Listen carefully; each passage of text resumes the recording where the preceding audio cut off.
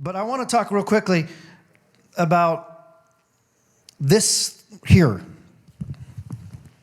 This is the gospel of grace. And sometimes we forget what is in the pages of this incredible book. Now, there are certain Christians, certain believers who value the Bible over God. This is not what we want to do. Bill Johnson, again, I'm referencing Bill, one of my spiritual heroes. Bill says, don't make the Bible part of the Trinity. Because this leads us to the heart of God. But there are people in third world countries, communist countries, who literally die to have a Bible. That's right. But it's what's in the pages of the Bible. This is a gospel of grace. It's like this. Jesus walked the earth. He was the example, right? Jesus is perfect theology, right? Y'all know this. So if you're ever curious about how the Father would react, go to the Gospels and see if there's a situation where Jesus was in and how he reacted in that situation. The Bible says Jesus is the perfect or exact representation of God. So we filter everything through the eyes of Jesus. This whole book filtered through Jesus, from Genesis all the way to Revelation. I mean, it wasn't, you understand, it wasn't written in that order, right? You understand? But when we read it, we filter everything through the eyes and through the heart of Jesus. Look at his life. Grace, grace, grace. Now, he stood up to unrighteousness, and he stood up to things. But he always did it with the foundation of grace and love. So Jesus walks the earth. He does signs, wonders, and miracles. He tells his disciples, I want you to go heal the sick, raise the dead, cast out demons, cleanse the leper. This was not a suggestion. This was a directive. Raise the dead, heal the sick, raise the dead, cleanse the lepers. This is a directive. And I got to tell you too, man, not being able to go to the hospital during COVID is criminal. The fact that we can't go pray for the sick. There's a reason why the Bible says lay hands on the sick. Now, of course, we can do it if we do it over the phone. We type it on, text. Yeah, I'm praying for you. That's just fine. But there's something powerful when a man or woman of God of faith walks into a hospital room, changes the atmosphere, lays hands on the sick, and they're raised. This is true. So the fact that we can't go into hospitals, I mean, come on. Like, test us, put us in gear, whatever. Let us go see our family. And especially for clergy. I mean, how can they not allow pastors to go into hospitals and pray for the sick? Anyway, this was me and Lee had this little thing. We have this righteous indignation against it. So Jesus said, heal the sick, right? Pray for the sick, right? And of course, you're reading the New Testament. If someone is sick in the body, take them to the elders, pray for them. And it says they will be raised. They will be made whole. It doesn't say they might be. It actually says they will be. I mean, if you want to read it. So Jesus does this. So Jesus shows us great character. He shows us grace. He shows love. He shows us signs and wonders. And so if we are not operating as believers, if we only have really good character, but we don't actually have signs and wonders that follow us, we're only releasing a half gospel. We are supposed to walk in signs and wonders. We are. There's even a verse that says that. Signs and wonders will follow those. So, in that same kind of realm, if we add religious works to the gospel of grace, we have perverted the gospel. Yes. We have. We are now presenting a perversion of the heart of God. Come on, Chris. Religious works. We sometimes go one extreme to the next, right? I mean, we see it in life. We see it in politics. Man, the far right and the far left, And most of us are just somewhere right smack dab in the middle, but the loudest voices are way over here and way over here. And the rest of us are like, hey, everybody just use your brain. You know, we can actually come together if we use our brain and aren't so offended. Oh, don't be so offended at everything either, people. Come on. When you walk in grace, you actually repel offense because you give people grace that you normally wouldn't. So you have this thing where it's like, and grace is different than mercy. Do you know that? Yes. Mercy, I can give you mercy and still despise you. That's right. That's true. Wanda, let's say you cut me off on the road. How dare you? I'm really angry. Or let's say even something worse. You did something criminal and we're in court.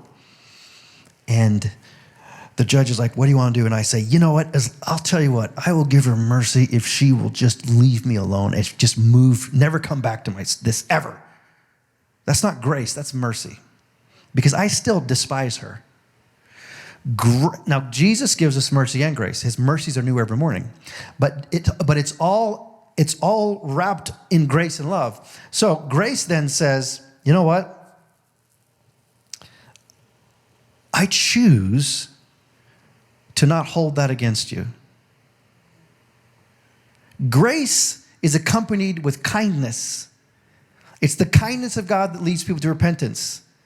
Grace and kindness are married. It's hard to give grace and not be kind. It really is. It's a heart issue. It's a heart condition. And so we have to make sure we don't add any religious works to this. Look, the gospel that here's what I have written here. The gospel that we preach is the grace gospel. It's the good news of Jesus, heaven's freedom, free to live and serve one another, free from the bondage of sin and free from the bondage of religion. We are free to fly high, much higher than religion allows us.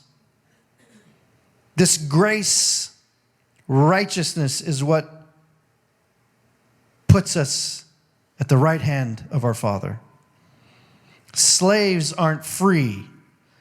Slaves are bound, and in many cases contractually bound to do what their master commands.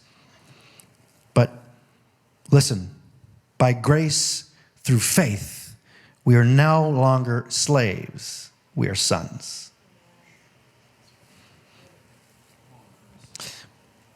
Paul writes in Galatians, verse 12 of chapter 4, he says this, beloved ones, I plead with you, follow my example and become free from the bondage of religion. Now, James 1:17 does talk about a religion that God accepts. So I don't want to throw all religion out. It's more the spirit of religion, that spirit that keeps you bound to that. James 1:17 says, religion that God accepts as pure and faultless is this. You look after the orphans and the widows, and you're pure from the world. All right? So that's not the religion that Paul is talking about being in bondage. Paul says later on, can't you see what these false teachers are doing? They want to win you over so that you will side with them. They want to divide you. This is what can happen when you don't walk and operate in grace, is you can be easily moved to one side or the other because you're not giving out grace. Listen, what we receive and what we carry, we release. Jesus says, freely you've received, freely give. So, you have received the gift of grace. You've received the gift. Freely give the gift of grace to those. Give it. Now, you know, a gift, you're still responsible for a gift. right? Like, if I give if you give me a gift, I'm like, oh, this is great. Oh my gosh. Oh, I got a gift last night. We did the Ritchie family Christmas because we finally all got through COVID. And I'm wearing one of my gifts today. I'm wearing socks. These socks, they have beats on them. It's Dwight Schrute. Anyway, it's Dwight Schrute socks. They have beats. And so, this is my gift. I can either wear it or I can throw it away. And I'll be honest, I've thrown some gifts away if they were terrible gifts. I'm not being, probably some of you might have given me something that I didn't like. I don't know. Before you give me a gift, text me, what do you want? And I will almost always say, cold hard cash. But we're responsible. Like it's a gift. It was free. It was given to me. But you have to be responsible for the gift that God gave you. So we have to be responsible for the gift of grace. Like, are we going to walk in it or are we not going to walk in it?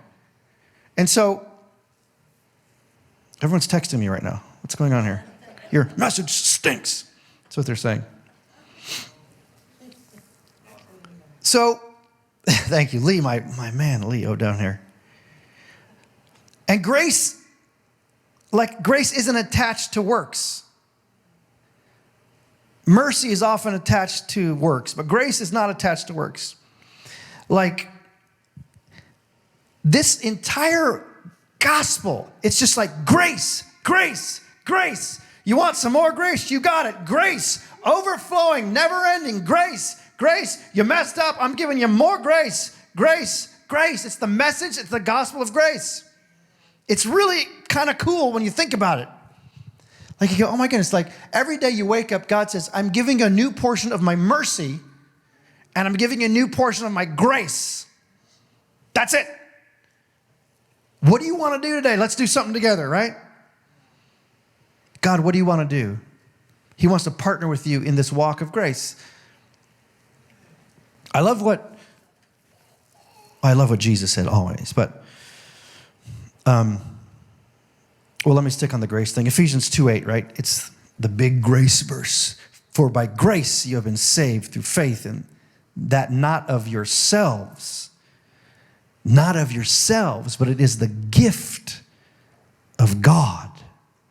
It's the gift that keeps on giving. This is a good gift. This is not like your buddy got you or an in-law got you a really cool gift. Well, what's the gift? Well, I'm going to have fruit delivered to your door every month. One of those gifts. Like, enough of the fruit. Do you guys remember these things, like these gifts? And it was fruit every month. Oh, what do you want? Some more apples. Oh, why? I don't want more apples. This is a good gift. The gift that keeps on giving, but it's a good gift.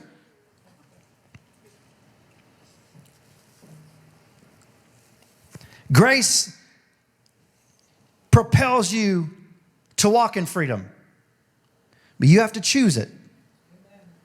Grace is the key to freedom. It says you can walk out of slavery because of the grace I'm giving you. Luke 4:16, Jesus, reading from the scroll of the prophet Isaiah, says this about himself. He says, I've been anointed to bring hope to the poor. It's interesting that he says hope there because the poor are often hopeless.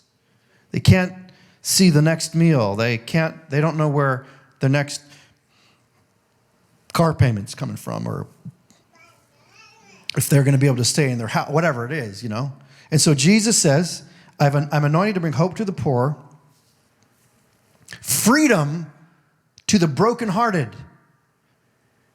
Freedom to the brokenhearted. Why would he use the word freedom to the broken? Why wouldn't he just say like healing to the brokenhearted? Freedom to the brokenhearted, because often the brokenhearted are bound to the slavery of sorrow. And they go year after year after year, and they can't get through this sorrow, and it literally becomes their master. And Jesus says, I'm anointed for you who have lost loved ones to set you free. You don't have to be a slave anymore to sorrow. Oh, you're not. You're going to remember them, and you're still going to have moments where you're sad, and that's normal. But don't be bound to sorrow. Freedom to the brokenhearted. And he says, I'm going to bring peace to the prisoners. And he says, you are free. Grace, grace, grace delivers your freedom. But you have to walk it out. This is the action. Walking it out. It's a free gift, but it has to be activated. Yes. Come on now. Grace, grace, grace. Walk that grace out. Back to Galatians. Paul continues to write, tell me, do you want to go back to living strictly by the law? I don't, actually.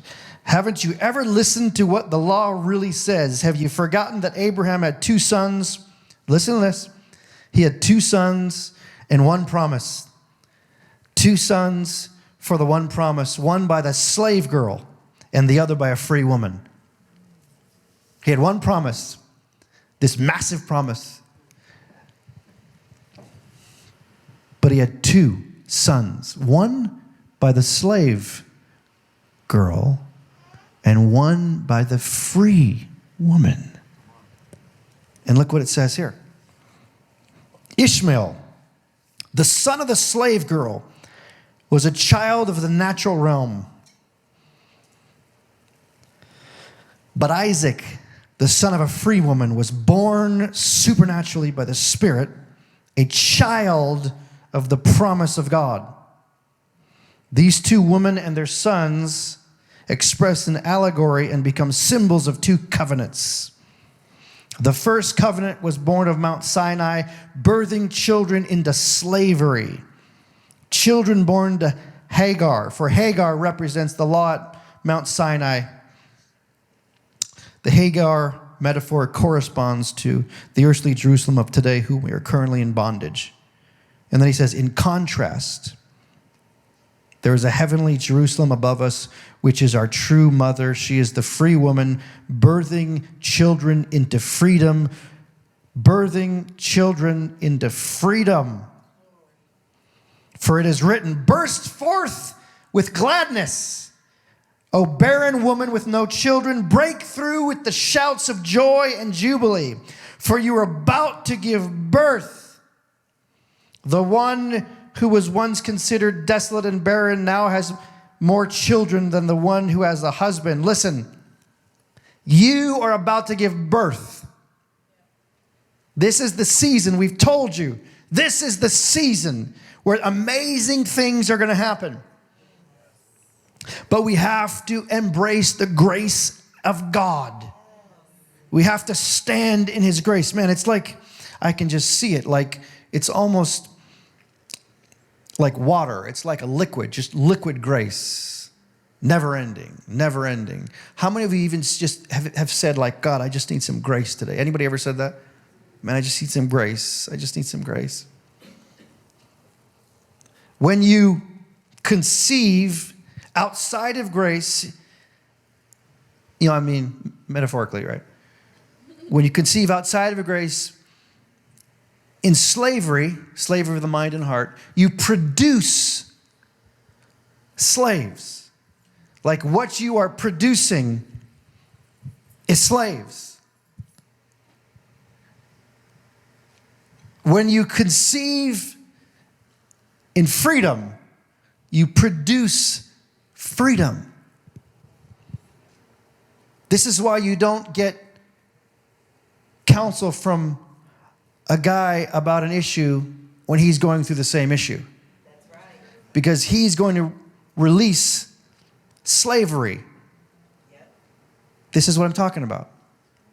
And this is why a lot of pastors burn out, because they haven't realized that they actually are free to walk in grace. And they're counseling these people, and these people are coming to them and like, oh, I have this issue of pornography or this whatever, or whatever it is, and this pastor is doing his best. He's giving this advice, do this, do this, do this, do this. And then that Saturday night, he's going off and having an affair with his secretary. And what do you think he is releasing to the people in his church? He's not producing people that will walk in freedom because he hasn't realized who he is as a grace son. Man, it's kind of heavy in here. I didn't really want to do this. I had some jokes. I'm trying to figure out the jokes I wrote down here. What's going on here? I don't understand. Sometimes jokes just don't come to me. I'm like, God, give me a joke right now. Anyway.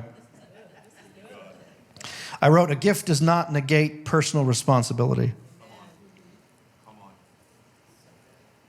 Nothing needs to be added to receive the pure, rich, incredible gift of grace from God. It's a gift that you receive and that you must release to those around you. This is it. This is the grace gospel. How good is this, man? The good news of the grace of God is that you have been set free from every bondage. Yes. Man, if you're still walking in bondage and like, what are you doing? You don't have to do that. Why? Why? You don't have to. I love when Gershon was here last week, man. He literally called, he said, if you need deliverance, come to the front. I think that's what he said. Something like that. It was hard to understand him sometimes. But, and people came and then they were just getting delivered and delivered and delivered. By the way, Gershom is awesome. And every time he comes, he deposits something in our congregation. And we're talking about next year, 2020. Is it 2021? What? 2022. He's like, he's going to bring Heidi Baker here. I'm like, yeah, that'll work. That'll work. He's like, I cannot do his accent. I keep trying to, and it sounds German. He's like, you're going to need a bigger building for Heidi. No kidding. He's like, you'll pack it out. It's going to be awesome. So, but every time he comes, he deposits something. And he really leaves a deposit of faith in my heart and grace. But anyway, I just wanted to encourage you. That's really all I have. This was just a word of encouragement.